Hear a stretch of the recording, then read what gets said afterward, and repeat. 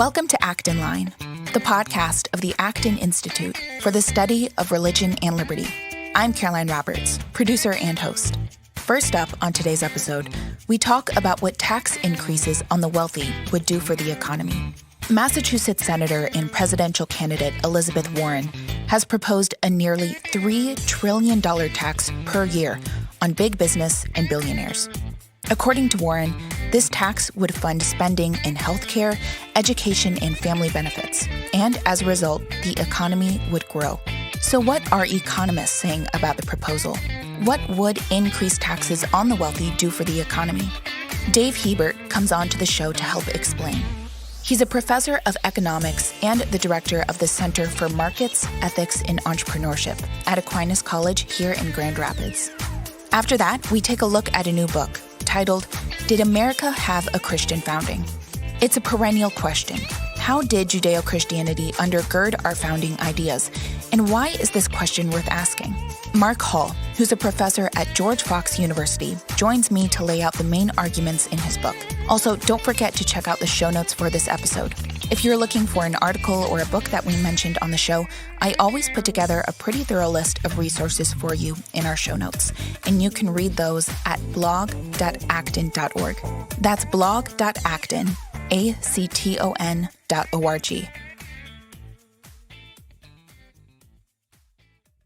Welcome to Act in Line. I'm your host, John Caritas, and today we welcome back Dave Hebert, who is assistant professor of economics and the department chair of economics at Aquinas College.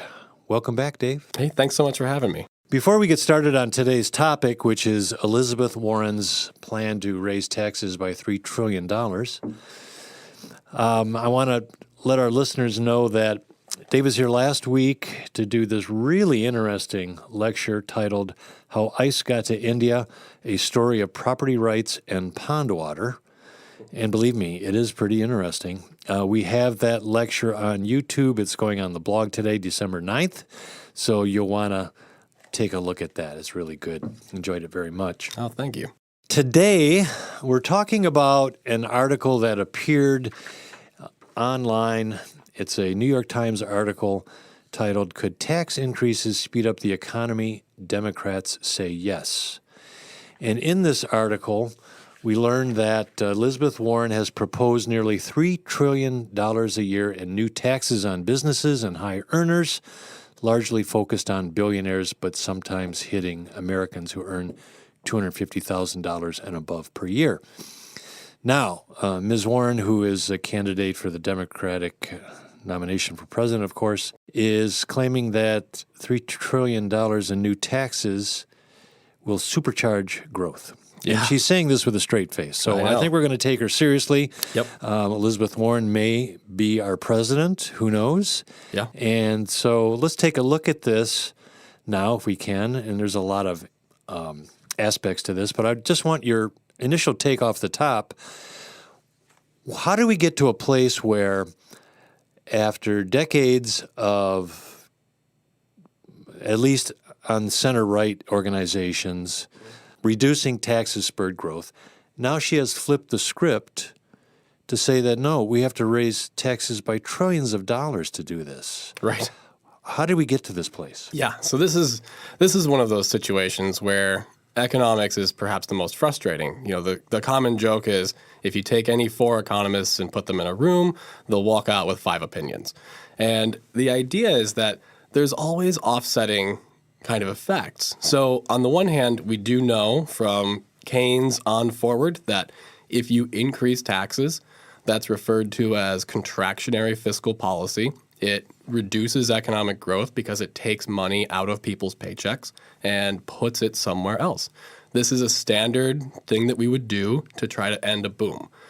On the other hand, we also know that households with lower income tend to have higher, what we call a marginal propensity to consume, which is the idea that they spend more of their income than perhaps higher income households who can afford to save money. Proportionally. Proportionally, Right. correct. Yep. Food, gas, rent, you name it. Right. Okay. So, and the idea is that when it comes to GDP, a lot of things that we value as real people, so savings and investment, well, those don't really count toward GDP in the same way that consumption does. Consumption counts very clearly and very quickly.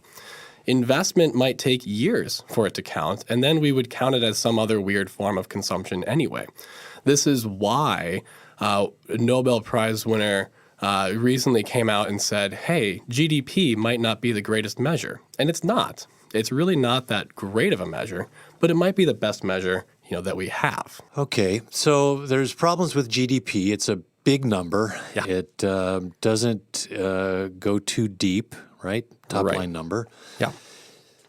So Warren is making the case that the economy could benefit if money is redistributed from the rich and corporations to uses that she and other liberals say would be more productive, using hard data. She points to wealth inequality, wealth concentration. So she's making a moral argument here. Right. And her solution to the moral quandary is to raise taxes, redistribute income. We've heard this before. Yeah. She also has economists on her side. And we know that part of what has influenced her thinking is a book that has come out recently titled The Triumph of Injustice. It's a couple of UC Berkeley economists, Emmanuel Saez and Gabriel Zuckman, and they are doing, according to another article in the Times, path-breaking work on taxes. Yeah. There is an economic argument being made on both sides for this. How do you sort this out? What's the evidence for both sides, right? Acton, obviously, we're going to say lower taxes spur the economy, but the other side is saying no, not so fast. Right. So I think there's two kind of claims we can look at with respect to this argument. One is that it might be true that wealthy people have serious political connections and are able to use those connections for supposedly nefarious means. The standard, crony capitalism claim. And there's two solutions to that. One solution is to take away the power from the people who are buying the favors. In other words, the people who have all the money and are buying the politicians, right? And that's the plan that Ms. Warren and lots of Democrats want to do. They want to take money away from wealthy people so that they can't buy politicians. Okay? Seems fair enough. The challenge is that Elizabeth Warren and everyone who are proposing these things are politicians themselves. And you can't really have someone buying a favor without someone selling the favor. So at the same time, why don't we say, rather than taxing people to limit their power, why don't we limit the federal government's power to hand out favors in the first place? Because after all, if the federal government can't give out favors, then no one can buy favors. Right? This was the original argument of the framers and the original writers of the Constitution. They established a limited government with the idea of trying to prevent this type of cronyism. This is something that Randy Holcomb writes about in his latest book on political capitalism. The other argument that we can try to make is to think about, what sort of message does what Ms. Warren and the Democrats are trying to say, what does that message send? Okay, so what they're looking for are basically economists who agree with them, that are going to come out and say that what they want to do is correct. Now, the Democrats have tried to build themselves as the party of science, the party that's going to look at the facts and lead, the charge with evidence and transparency and honesty. Right. You hear that argument, things like on climate change. Don't you believe in science, yeah, right? Don't you Conservatives, what's wrong with you, right? Right. Now, how good of science is it if you are just running around trying to find someone who's going to say that you're right? That doesn't sound like good science. That sounds like the exact opposite of good science. Right? You're just trying to build, in fact, in this article from the New York Times, it says that they're trying to build models that will say that what they want to do is going to work. That's not how science works. You start with a question, you apply the scientific method, and you let the facts speak for themselves. And they openly admit that very few models exist where tax increases of this magnitude end up working. But that's not going to stop them from trying to find one. Now, in economics, you construct a model, and you use that to further your position on a certain question. But models are constructed by people, economists, with biases. Yep. Sometimes the models may not be correct. They may not pan out. So how do we have any confidence that the models that economists like the two I just mentioned are going to play out as they say it will? And if they don't, what are the ramifications of trillions of dollars in new taxes?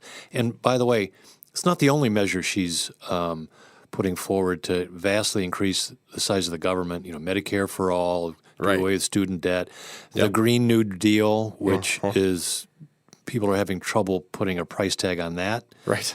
So what are the consequences if this model doesn't pan out the way she says it will? Yeah, the consequences for this are dire. This is a complete transformation of how the American economy is supposed to operate. And so if she's wrong, then you have fundamentally altered everything that we know to be true and everything that we know that currently works to the extent that it does today. You have fundamentally altered essentially every aspect of the American economy. If it doesn't work, then you have destroyed basically the entire thing. And what you've done is you've ramped up government involvement in the economy from, I think it's somewhere around 30 to 40% right now. You'll ramp it up to 60, perhaps even 70% of the total economy. And it's not like you can rewind that with just another bill you pass. Right. That's the thing is once something becomes passed, it's very difficult for us to actually undo it.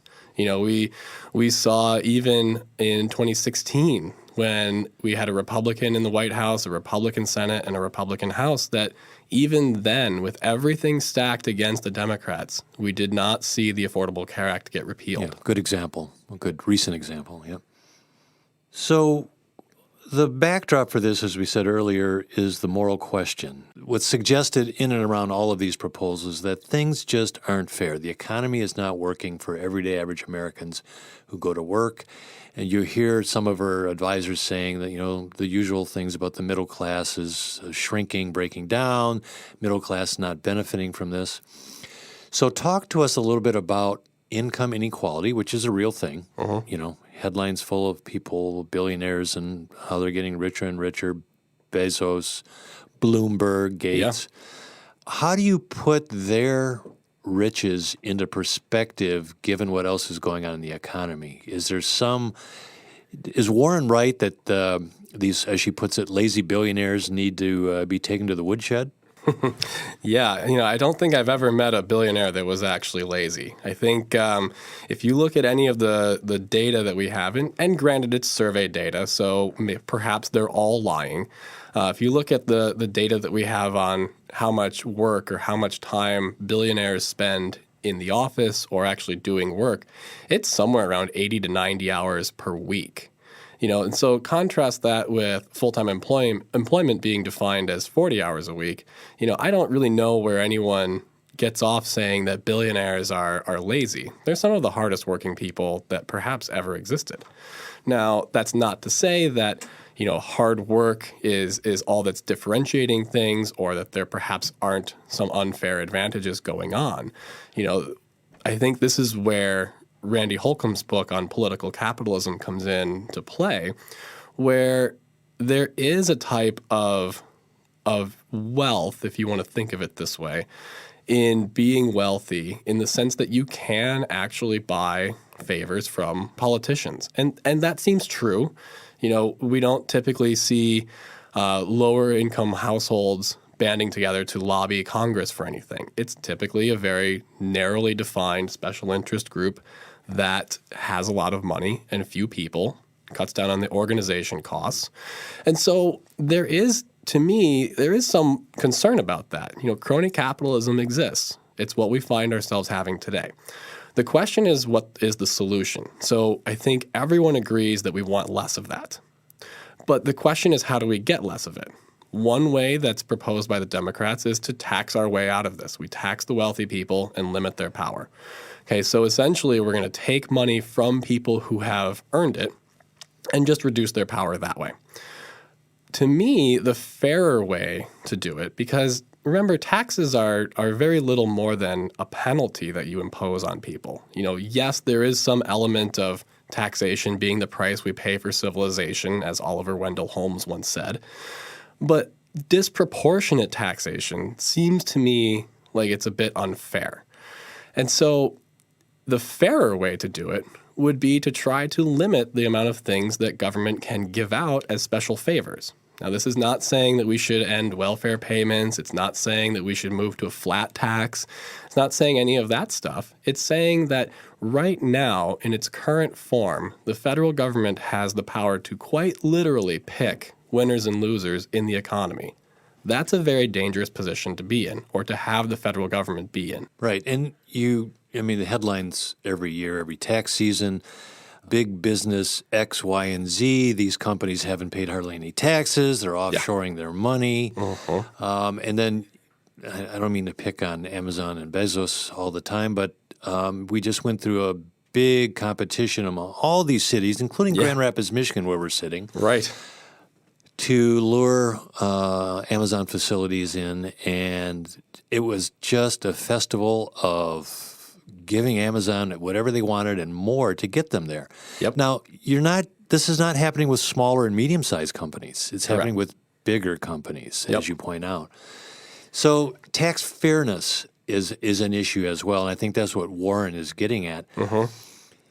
So are you arguing then, rather than to impose a bigger burden of taxation on the wealthy and corporations, that structural changes in how we run the whole system would be a better way to go at it, and then that would leave room for investment and employment and all the other things that center-right free market think tanks argue for? Exactly. So right now, the way that cities, states, and everyone compete is by giving out tax breaks to companies.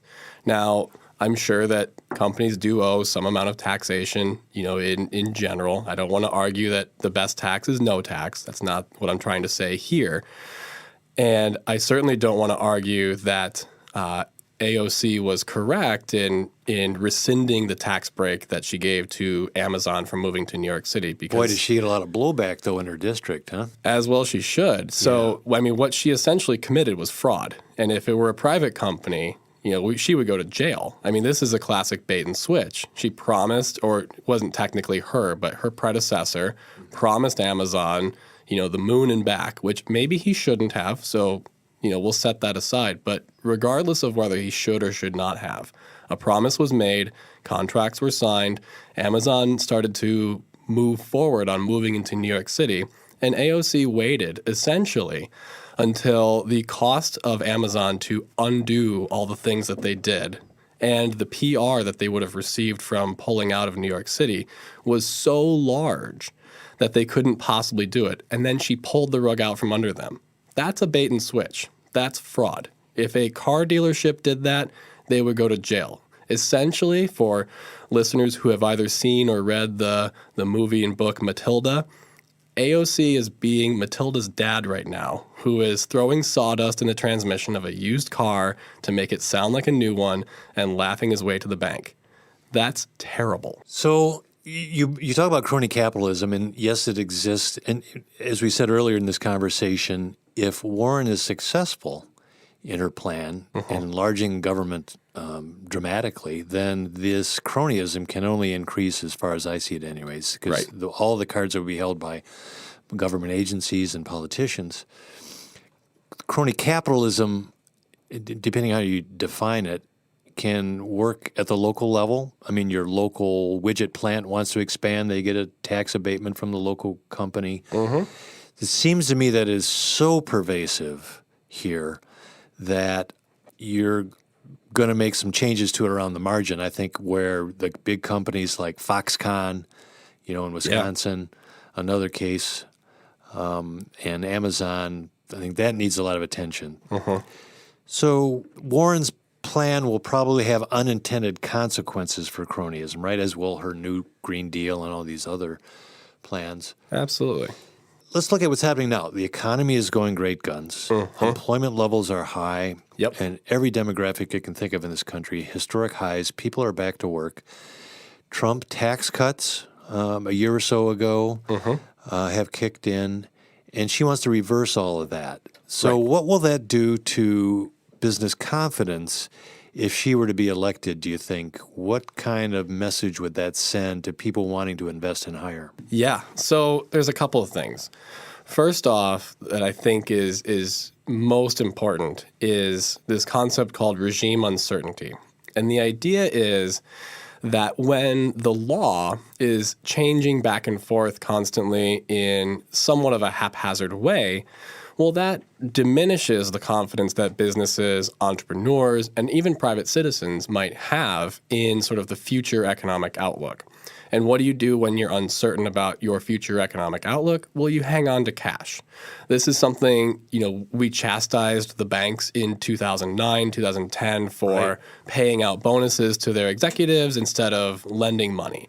We went through, I think it was 4 rounds of quantitative easing. We pushed interest rates very close to zero. On the sideline. Right. And all of that just kind of stayed in the bank. And the question is why? Why would it stay in the bank?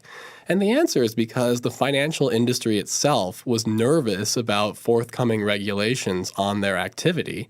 And so what do you do when you're afraid about the legality or the regulatory environment that you're going to find yourself in? You hang on to cash, right? That slows economic growth, it slows hiring, and it leads to real people really suffering. What Elizabeth Warren's plan would do is contribute to this regime uncertainty. So we had, President Trump come in, rightly or wrongly, cut taxes in the first few months of his presidency. Stock market takes off. Stock market took off. Unemployment dropped precipitously. Incomes rose. All sorts of things were wonderful, right? And that's great. But if you get someone who comes in and not only undoes just that, but undoes it and then goes even further, well, what you're going to do is you're creating tremendous uncertainty in what the office of the presidency is going to do as its own sort of entity. And that can only harm economic growth in the future.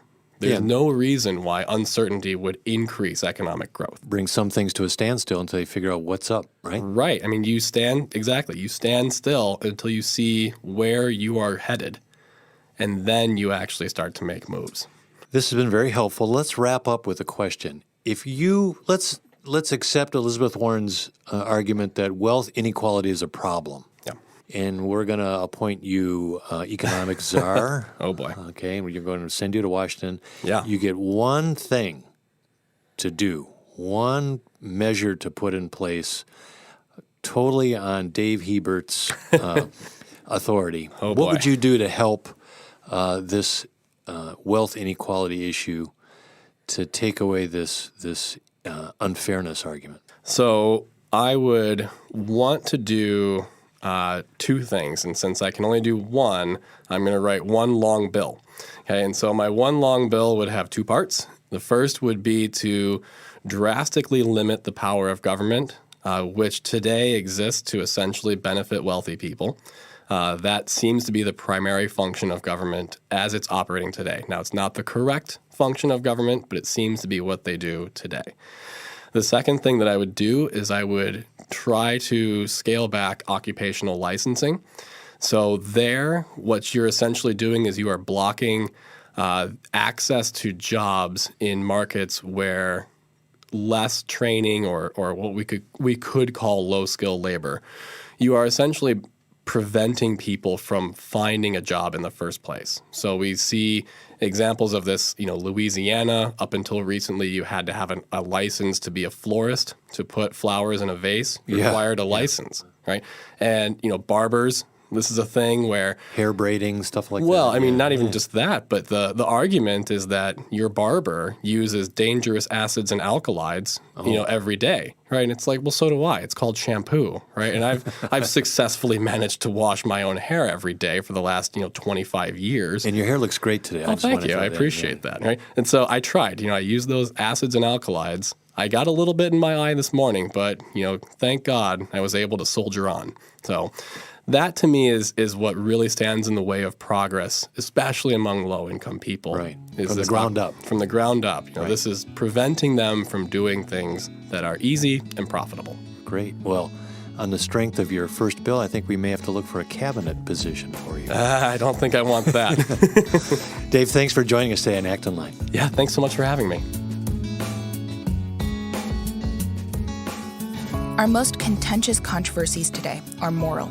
We disagree not only about the questions of efficiency and democracy, but also about what is right to do and who we are becoming as a people.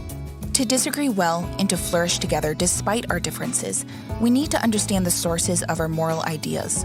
Join us at the Acton Institute on January 23 to hear Adam McLeod, professor of law at Faulkner University, speak on morality and civic discourse. This lecture will examine the roots of our disagreements and advance a proposal for doing difference well. We can preserve civil liberties and pluralism by grounding rights in moral reasons, which provide a more secure foundation for civil rights. To register and view a full calendar of upcoming events, visit acton.org/events. That's acton.org, acton.org/events.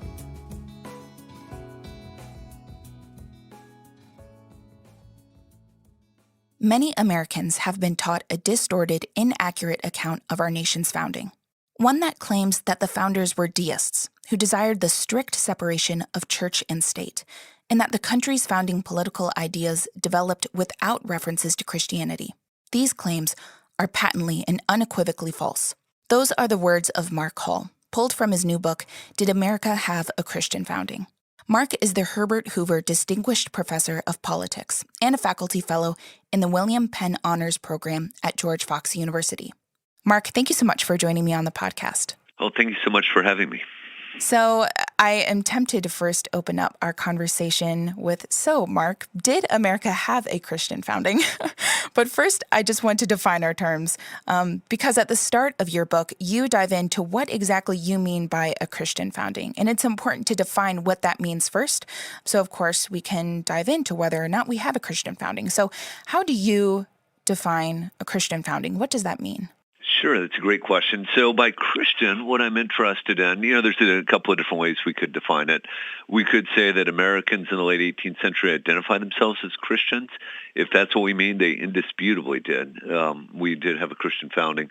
98% Protestant, 2% Roman Catholic, about 2,000 Jews. But that's not a very interesting claim. It's not an interesting finding. Another possibility is that we could argue that they were all Orthodox Christians, that is, Nicene Creed, Apostles' Creed, believing Christians. Here, I do not take that approach because it's almost impossible to show that with respect to many founders. Now, we know, for as far as we can know for sure, that a number of them were deeply Orthodox Christians. We know that a few, just a tiny handful, were not Orthodox Christians, Thomas Jefferson, John Adams, and Ethan Allen, for instance.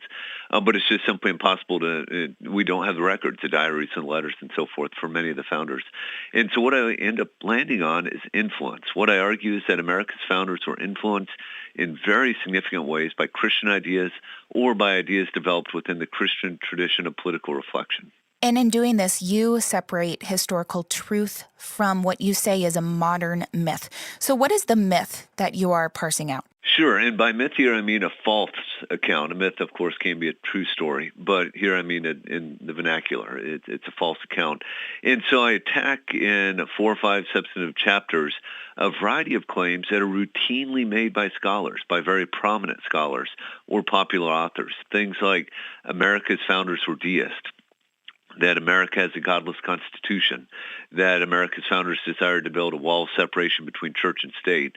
And I set up, just so my readers know I'm not making this up, I set up each chapter with a dozen quotations. And then if you go to the footnotes, you'll find if you go to the endnotes, you'll find another 16 or so quotations from, again, very prominent scholars saying things like most of America's founders were deists. And then within each chapter, I would like to think I demolish these false accounts and then affirmatively argue that America's founders were influenced by Christian ideas in very profound ways. What is the evidence used by these people who claim that basically America didn't have a Christian founding or it was founded largely by deists? What is the evidence that they use to defend this?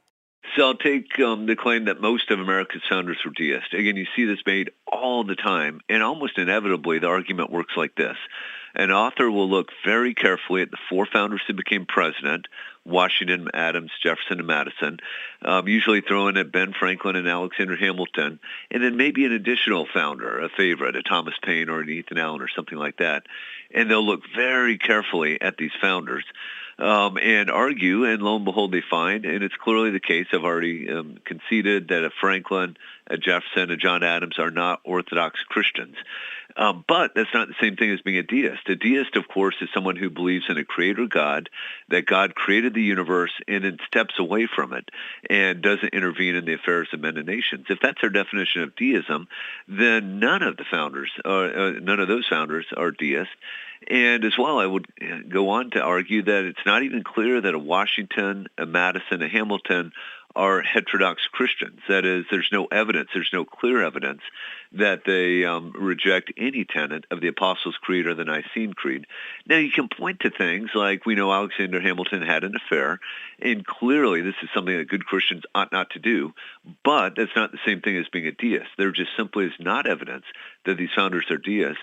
Now, if one turns from these founders to the rest of the founding generation, what one sees is whatever sort of evidence that there seems to be of deism just evaporates, or heterodoxy, it just evaporates. And one of the things I argue is that these 5 or 6 founders are a profoundly unrepresentative sample. So, for instance, Franklin spent over half of the last 35 years of his life over in Europe. Adams and Jefferson spent significant time in Europe. Alexander Hamilton wasn't even born in America. Tom Paine was born in England and only spent about 26 of his 70-some years in America. So these are very unrepresentative founders. They're all Anglican, with one exception, John Adams, at a point of time where only about 15% of Americans are Anglicans and 50 to 75% are Calvinists, Congregationalists, Presbyterians, Dutch Reformed, and this sort of thing. And so it's just a profoundly unrepresentative sample. So I try to, first of all, demolish the argument that even these 5 or 6 are deists, but then I suggest that when we turn to the broader founding generation, that the evidence that the founders were deists or even not Orthodox Christian, it just evaporates. Would you say largely that scholars and authors have wanted to say that they were deists just because the founders that they referenced weren't openly pious? Yeah, and I'm not even sure I would concede they weren't openly pious. Someone like a George Washington seemed to be very, very pious, and others regularly attended church services and this sort of thing. Thomas Jefferson even went to church services in the U.S. Capitol building, which is sort of remarkable for someone who purportedly wanted a wall of separation between church and state. I think a couple of things are going on. First of all, some scholars are just lazy or not very thoughtful, and they think that they can somehow generalize from this handful of men to the entire founding generation. I think sometimes there is an agenda at work, that that scholars are looking for founders who reflect 20th or 21st century values. That is, they aren't deeply pious traditional Christians, and so they latch on to someone like a Jefferson or a Franklin, who clearly aren't these deeply pious traditional sort of Christians. I think the agenda with respect to the founders being deist isn't that strong, but I think once we turn to law and public policy, to things like the meaning of the Establishment Clause, there I think it's profoundly driven by a desire to find particular outcomes that certain justices or attorneys or scholars prefer in the 20th or 21st century. America's founders drew from their Christian convictions to create the constitutional order that we benefit from, you argue in your book. And this benefits all Americans, not just Christians. Can you unpack that for us? Why is that? Sure. So I think this is referring to my chapter, Does America Have a Godless Constitution? Of course, a number of professors have argued that it does. At one level, what they mean is simply that the deity is not referenced in the Constitution. And that certainly is the case, not to get to the date line in the year of our Lord, 1787. And I certainly wouldn't put too much emphasis upon that date line. But these scholars go on to make other arguments. First of all, they argue that most of America's founders were deists, and I think that's demonstrably false. But they also argue that America's founders were influenced by secular Enlightenment ideas. And here I'm very happy to engage them because this brings the argument back to my turf. Remember that I want to argue that America's founders were influenced by Christian ideas. And so in this chapter, I unpack several of these. I'll mention just 2 right now. a critically important Christian idea is that humans are created in the imago Dei, the image of God. And I think this had profound impacts for the founders' approach to politics and law. James Wilson, in his lectures on laws, says that because we're created in the imago Dei, life must be protected from its conception to its natural end. He addresses suicide and says, of course, people don't have a right to kill themselves because it's not their lives. It's God's life. Similarly, with respect to the sinfulness of human nature, the founders were uniformly convinced that all sin and fallen short of the glory of God, that even redeemed humans continue to struggle with the old man within. And so therefore, when it came time to design a constitutional order, they designed one with federalism, rule of law, checks and balances, separation of powers, and that sort of thing. By way of contrast, some Enlightenment thinkers at this time were going in exactly the opposite direction. They argued that humans are basically good, that the government should be run from a central authority, run by the experts, right? Why let the hoi polloi be involved in running the government? We'll have a government of educated experts with a lot of concentrated power. America's founders would have nothing to do with that. And there are several other ideas as well that I unpack in the chapter, but I'll stop there. That's a perfect segue into my next question, because I'm still wondering about, the so what question. Why does the misconception of the founders' faith, or lack thereof, why is that a problem, and how does it actually affect us? Yeah, that's a great question, one my wife has been asking for years. So I've written or edited a dozen academic books, and she kept asking me, so what? Why does it matter? So this is my first book aimed at the general reading public, and I do attempt to lay out in the introduction the so what. So first of all, I just have to say that it's important to have an accurate account of our nation's history. And I would say that if I was a resident of France or Japan or any other country. And so simply setting the historical record straight, in my mind, is just so what enough. And yet we can go on to talk about law and public policy, particularly when it comes to the religion clauses of the First Amendment. Congress shall make no law respecting the establishment of religion or prohibiting the free exercise thereof. In 1947, the U.S. Supreme Court made it crystal clear that we must interpret the religion clauses in light of the founders' views. Now, I'm perfectly fine with that, but the problem is that many justices and many attorneys and many professors have gone on to present a very inaccurate account of the founders' views. For instance, they argue that the Establishment Clause creates a wall of separation between church and state that would prohibit things like World War I era crosses memorializing dead from a county, or that would prohibit a vouchers program that would provide vouchers to parents to send their children to religious schools, or various religious liberty protections would be a violation of this wall of separation in the minds of many justices, professors, and attorneys. And so I think when it comes to these sorts of issues, it's very, very important to get the record straight. And just to guess at your next question, I argue in a very strong way that the founders did not create a wall of separation between church and state. Well, let's tease that out a little bit more, because you do make this statement in the beginning of your book, and in the quote that I read, that many Americans have been taught that they desired a strict separation of church and state.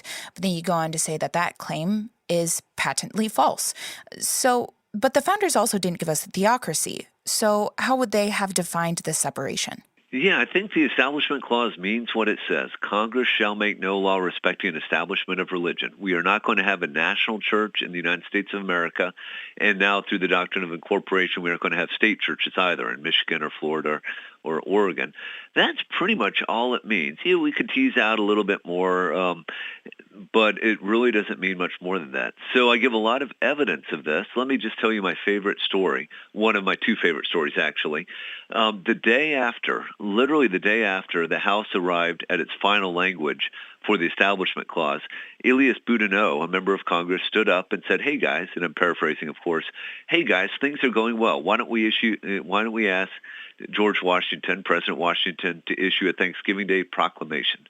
The two Southerners said, "Oh no, we can't do that. It's European practice."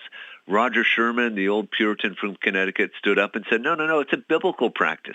It's worthy of Christian imitation. We should certainly ask him to do this. The House agreed with Sherman and Boudinot.